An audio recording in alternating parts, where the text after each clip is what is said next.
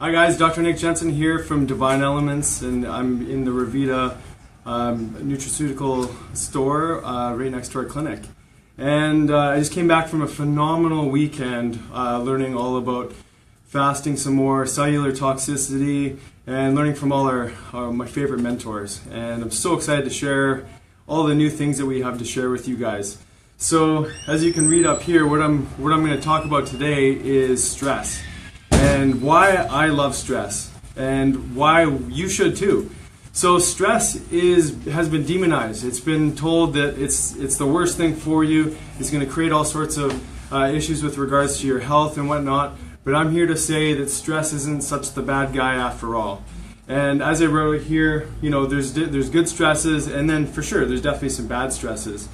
And I always encourage most of my patients, when I remember, to check out a great TED Talk done by Kelly McConical on the belief system around stress.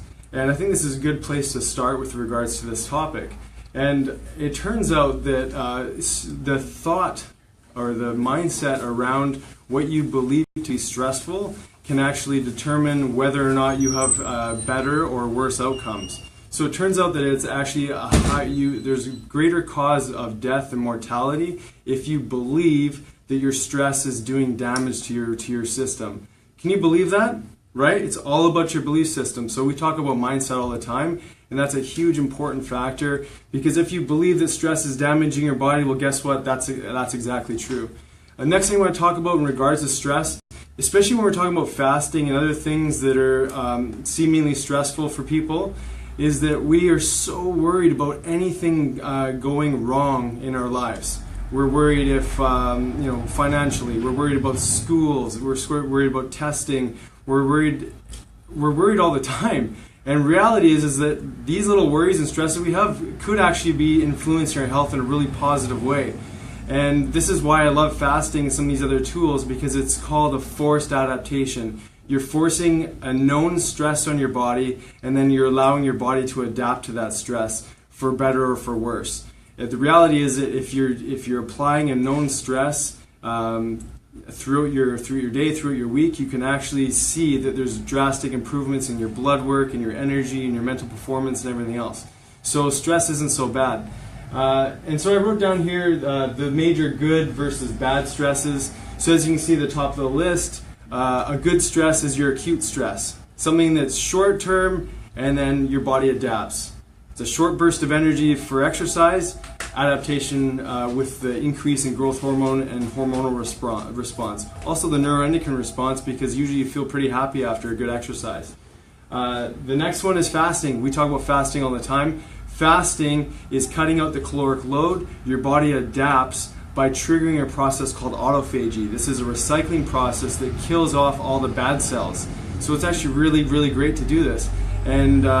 And just to go back to the belief system, especially around fasting, the worry for everybody is, how do I make it past breakfast? I have to eat breakfast to get going in the day. Or, fasting, who can fast longer than a couple of days and you start wasting your muscle? Well, that's just not true. And so a lot of the times when it comes to the kinds of stress we're applying, it just comes back to the belief system. It's because we just don't know enough, or we don't understand enough about how that stress can actually be applied to the body for improving your health. And then one of my favorites that's really hard to get most of my patients to do is to temperature adjust. Most of us are pretty good at sitting in the sauna. That's an adaptive process, also very beneficial. The one I like to encourage patients to try is the cold showers. This is also an adaptive process. When you force your body to be in this colder environment, whether it be ice baths or cold showers, you literally change your hormonal apparatus, you change your neuroendocrine system, you change how your body detoxifies. And funny enough, we actually found, or not me personally, but researchers showed that the actual bacterial makeup, your microbiome, the critters that live on top of the surface of our skin, actually change in the presence of colder temperatures, and that facilitates the process for breaking down fat. Isn't that amazing? So these are all really cool, simple things to implement into your lifestyle. Of course, it may require some coaching with your doctor, and that's obviously where we come in. And I just want to touch on some of the bad stresses. as we told earlier, and as you can watch on Kelly McConaughey's talk, that chronic stress can definitely negatively impact your health. And these are some serious issues that can show up for a lot of people in these different areas. So that could be an emotional stress, always being concerned about maybe losing your job, or worried about the next test, or there's 1,000 different emotional issues, maybe in relationship or what have you. So that can become a chronic issue and deteriorate your health, of course.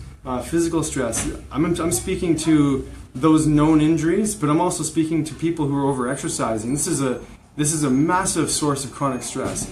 And just as an aside, we culturally view someone who's exercising as truly healthy because we're seeing what's on the outside. And no doubt, you can look great when you exercise a lot. But internally, there's a cellular fire going on. A lot of people who are, say, bodybuilders or elite athletes and things like that, if they're not taking care of their cellular health and the aging, they're actually just upregulating inflammation. So these can be chronic physical issues. We got paused there, sorry about that.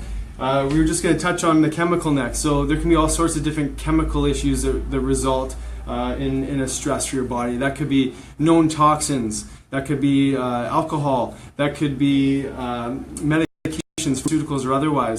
There can be a lot of different things that affect our chemical apparatus, creating chronic stress and chronic inflammation. And the last one's spiritual stress. What's a spiritual stress? Sure, we can talk about it from a religious point of view, but spiritual stress is anything that's basically truly affecting the way that we behave in our belief system.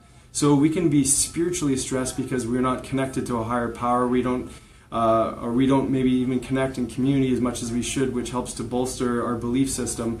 There's a lot of different forms of spiritual stress. And at the end of the day, that comes down to this bottom piece here. Hopefully you can see that. That's your cellular status. Your cellular status determines your health. If you're inflamed, if you're toxic, if you're running all these programs that upregulate this chronic stress, this chronic inflammatory state, this is what deteriorates your cellular health. And one thing just to leave you with is that when we're born, let's say, depending on mom's health, let's say that the cell quality out of 10 from your mom was, say, an 8 out of 10. And through your childhood, you got exposed to more and more toxicity, more inflammation because of dietary influences or emotional influences. Maybe by the time you're 6, maybe that cell health quality goes from an 8 out of 10 down to a 6 out of 10. And the reality is that our cells can only reproduce that level of health in the next cell as it replicates. So a cell health of 6 can only make a cell health of 6. And the more time goes by, you maybe introduce medications. Through your teenage years, maybe you're just chronically stressed because of school or what have you. Maybe you start to experiment with drinking or alcohol or different medications. Now your cell status goes from a 6 down to a 4. And now your body can only make level 4 cells. So a level 4 cell makes a level 4 cell. So the reality is we can't actually get healthier because the cells themselves are not improving in quality. So that speaks to that chronic disease process, that chronic state of inflammation. So that's why I love stress. I love to implement forced adaptive strategies to increase your cellular response so you can improve your health, you allow your body to adapt. Please let me know what you do to increase your cellular adaptive process through applying an acute stress. I'd love to hear from you. Thanks for watching. All the best.